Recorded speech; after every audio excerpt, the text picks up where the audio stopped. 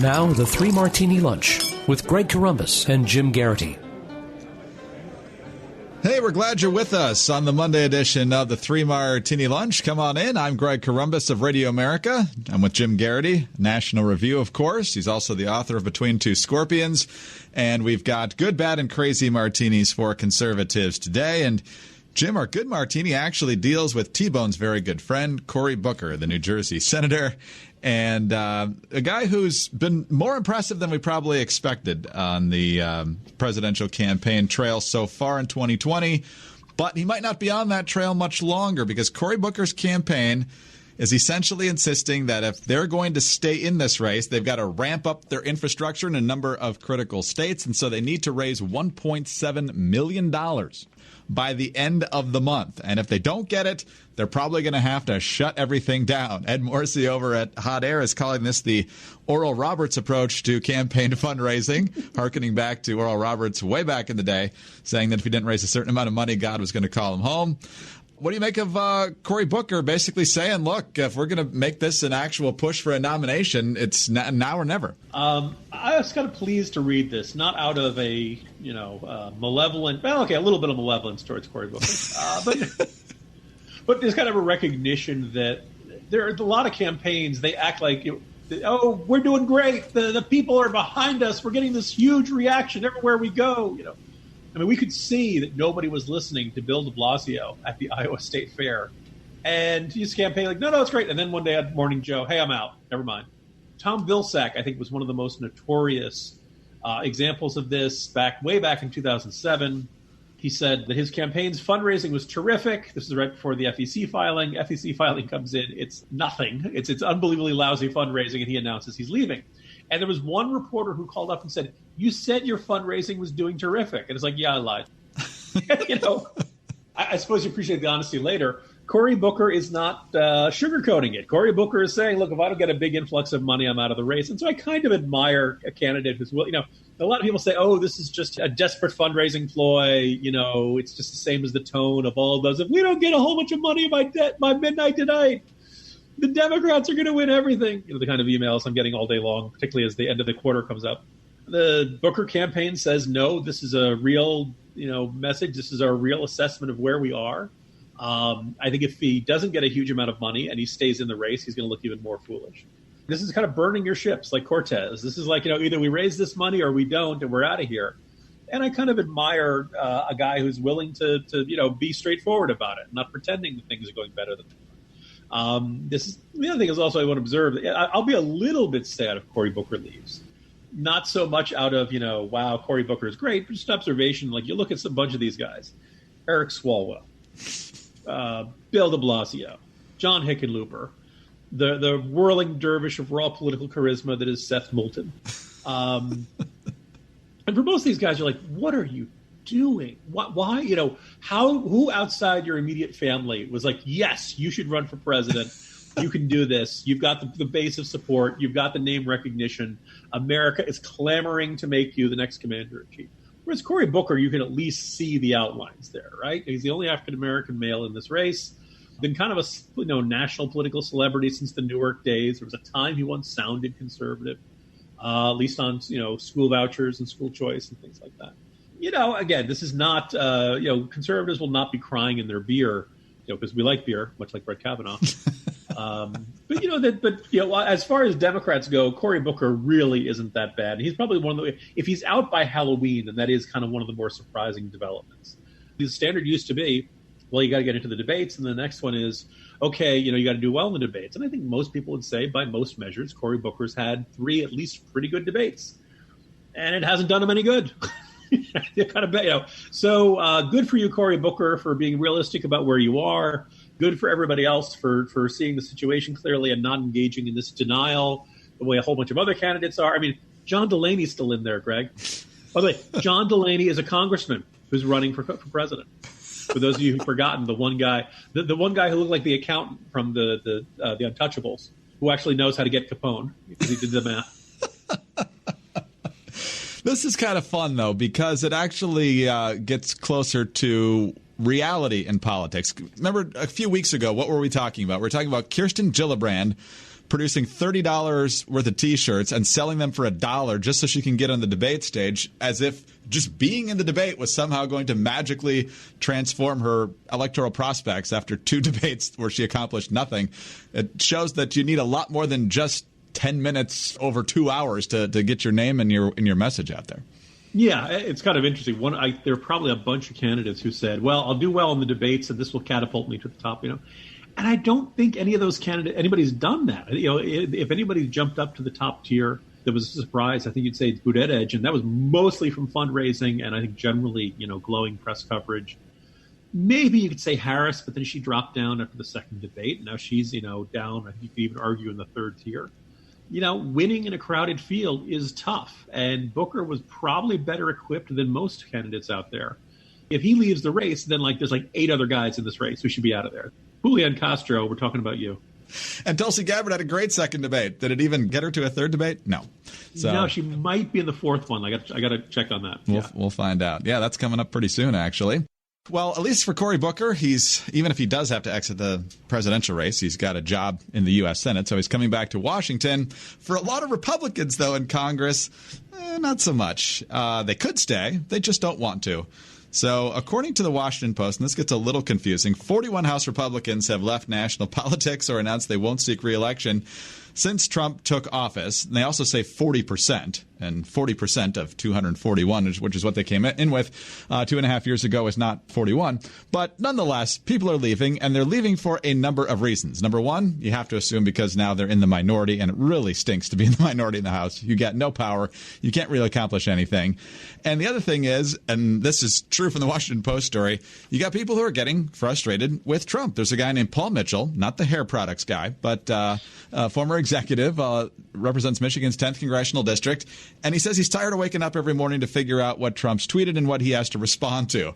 So, Jim, what do you make of the fact that House Republicans are not wanting to be there anymore? Yeah, so there's an aspect that this article kind of doesn't go into the depth I would have liked to have seen. I kind of wonder, of those 40-some who've left, and by the way, this includes the likes of Paul Ryan. I mean, some of these are very big names here. We're seeing a bunch of House Republicans from Texas depart in this cycle, and that's a little bit surprising.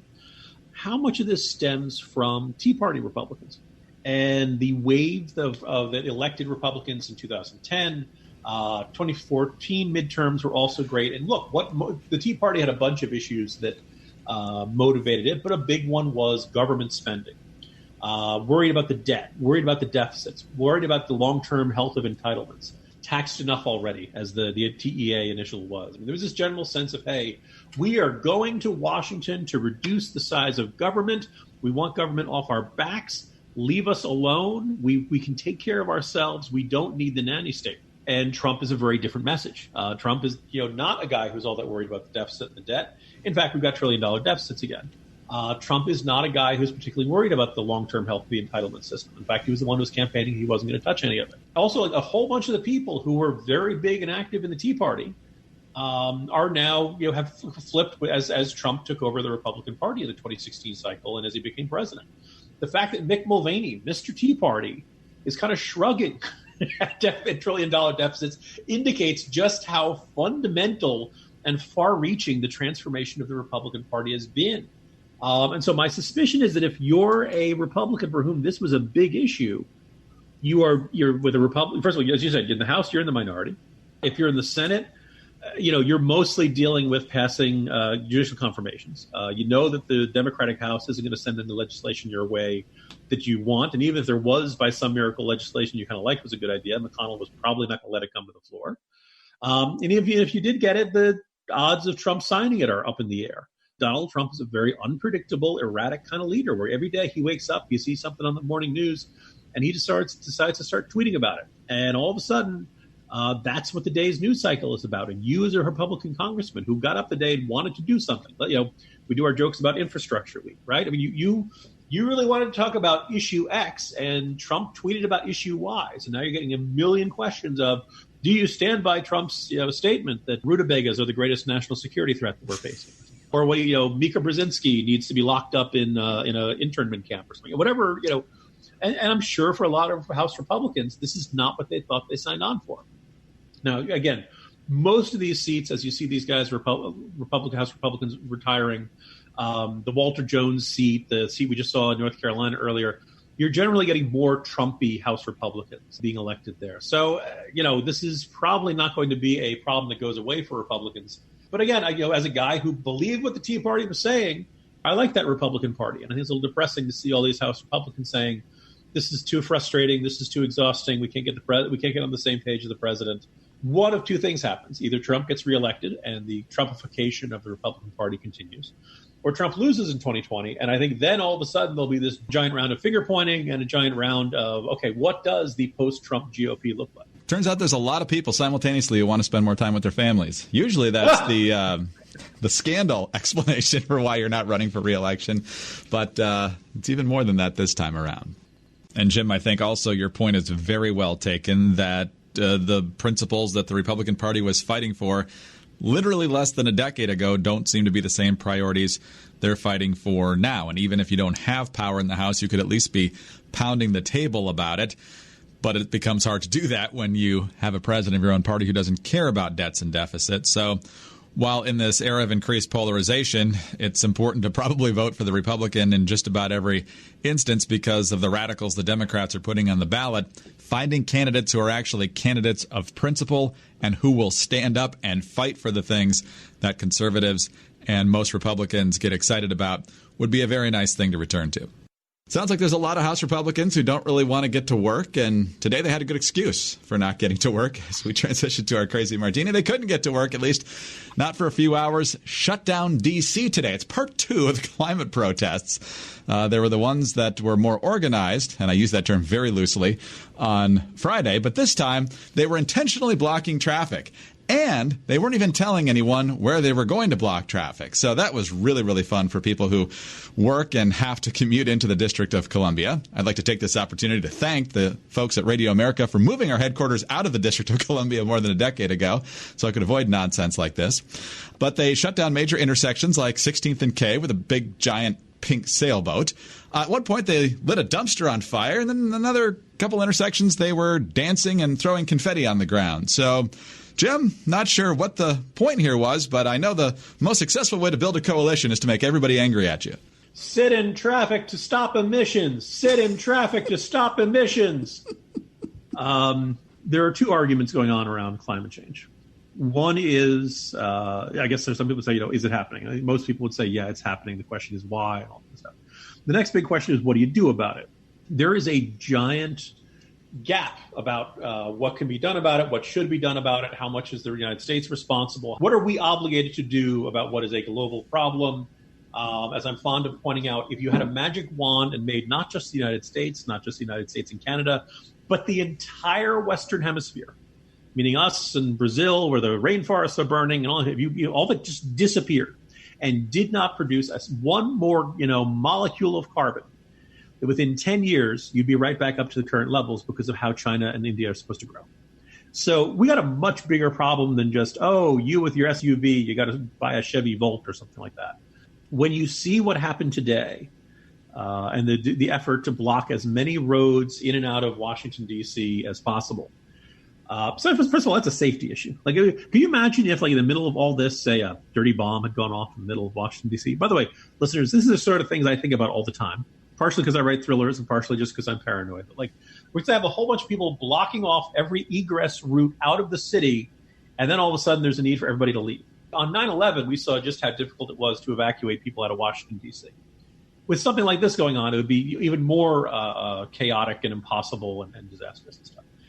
As you mentioned, burning a dumpster. I mean, I suppose you could say a dumpster fire is a metaphor for the state of the climate change movement. Well, yeah, when you see people twerking and throwing confetti and stuff like that, it's very clear this isn't really about the climate anymore. Right? This is basically a big middle finger to, quote unquote, the establishment, and it's a little bit like that. What are you rebelling against, Johnny? What do you got? This is not really about connecting it to the climate or anything like that. This is about anger at all those people in those cars. By the way, it's Washington, D.C. Most of them are government workers. They're making, probably in most cases, a comfortable living, but they're not by no means wealthy. If you're like, well, they should be taking mass transit. Anybody who says that is an indicator that they have no idea about the state of the D.C. Metro. Because let me just, for perspective, I just calculated, if you need to get to downtown D.C. and you catch a 6:30 a.m. Metro from the Vienna Metro station on Monday, do you know what time you arrive, Greg? When? 3:45 Thursday. I exaggerate slightly, but my guess is most listeners can get the gist there. So you have lots of people who, by the way, also are probably registered Democrats, who are probably reasonably sympathetic to the cause of the climate change activists, but who also need to get into work that day, right? The government workers, and you got, service workers. Lots of people get in trouble if they don't show up to work on time. Do these protesters care? No. The only thing they care about is this internal, does it make me feel good, right? This performative drama, this look at me, So the interesting thing is that they're denouncing everybody else for their selfishness and lack of awareness about how your actions are affecting everyone else. And they're exhibiting the exact same mentality. It's kind of fascinating how much there's very little self-awareness, and there's a very climate change activist, anybody with a lick of sense would have said, hey, you know what? This is not achieving what we want. This is alienating people who might be sympathetic to our cause. We probably generated more carbon emissions today by making everybody sit in traffic for longer than we did on a typical Monday morning. We completely undermined every cause we claim to stand in. We shouldn't do this again. But there's no self-awareness, and there's no capacity for self-criticism. So my sneaking suspicion is that we'll probably get more of this in the future instead of less, Greg. It also infuriates me how the city handles this. The city makes it as miserable as possible to hold an event in Washington, D.C. They make you fill out a mountain of paperwork, and just a bureaucratic nightmare. It can get pretty expensive to get the permits, too, but they want very specific information about where you'll be, what you'll be doing, and that sort of thing, how long you'll be doing it. And in this situation, this group is basically saying, hey, we're going to shut down traffic, not telling you where, not telling you when. And as it was happening this morning, the basic reaction of the city government was, if it gets really bad, we might do something about it, but go ahead. And why? Because they agree with them. If it was any other conservative cause doing this, conservatives wouldn't do this because it's completely counterproductive. But if they did, they'd be arresting them in dozens. And it just didn't happen because they happen to like the cause. Yeah. Here's if Muriel Bowser, the mayor of, if she, again, I assume she doesn't have much of a commute. I think I'm pretty sure she lives in the district. The D.C. City Council building is downtown. If she was unable to get to her job, would she be telling the police to arrest more people? She'd probably be telling them to clear a path at least, yeah. So all of a sudden, now it matters. Now people got to get through or something like that. By the way, I wonder how many people couldn't get to, you walk around downtown D.C., they have organizations like the World Wildlife Fund and various other environmental groups. I wonder how many of them couldn't get to work today. Hey, if those people want to stop Redskins fans from going to the game tonight, I'm okay with that because even though it's a road game for the Bears, we'll take any advantage we can get out there. Greg, have you been following the Redskins this season? You're probably stopping more Bears fans from getting to the game than Redskins fans. You're going to hear chants for the Bears tonight or something. Actually, okay, so honest to goodness, so the first Redskins home game was they had more Cowboys fans at the stadium than Redskins fans last week. That was embarrassing. It was Philly fans took over the stadium towards the end of last season. And the arguments you get from Redskins fans like, it's a losing season. Yeah, okay, fine. It's also a terrible stadium. It's way out in the middle of nowhere. It's technically metro accessible, but you got to take a bus, like an extra mile. It's either a mile and a half walk or some bus that doesn't run nearly as often. Washington D.C. is a city of transplants, so they have lots of Bears fans like you and Redskins fans and Cowboys fans, Jets fans, Giants fans. So you're always going to get a whole bunch of out of towners, in there. But also, think of it, it's a terrible stadium experience. As I start ranting about something completely unrelated to politics, as our podcast is wont to do, and you end up in a situation where it's a bigger deal for a Chicago Bears fan to be who lives in the DC area to go see his team than for a Washington Redskins fan who has a season tickets and maybe doesn't want to go on a Monday night. Are you going tonight by any chance? Or? No. Okay, well, the view from my couch is much better. I bet you can get tickets cheap. I probably could, but the view from my couch is fantastic. Excellent. All right, well, there you go. So here's the thing. If you might be missing a Bears win, but you're not missing a particularly good stadium experience. Oh, no, I've been there, and it's not good. But and that's even before you start talking about the behavior of the Redskins fans. So, but that's a whole other topic for another day. Jim, we'll pick it up tomorrow. Hopefully I'll be in a good mood. See you tomorrow, Greg. Good luck. Thank you. Jim Geraghty of National Review, also the author of Between Two Scorpions. I'm Greg Corombos of Radio America. Thanks for being with us today. And be sure to tune in again on Tuesday for the next edition of the Three Martini Lunch.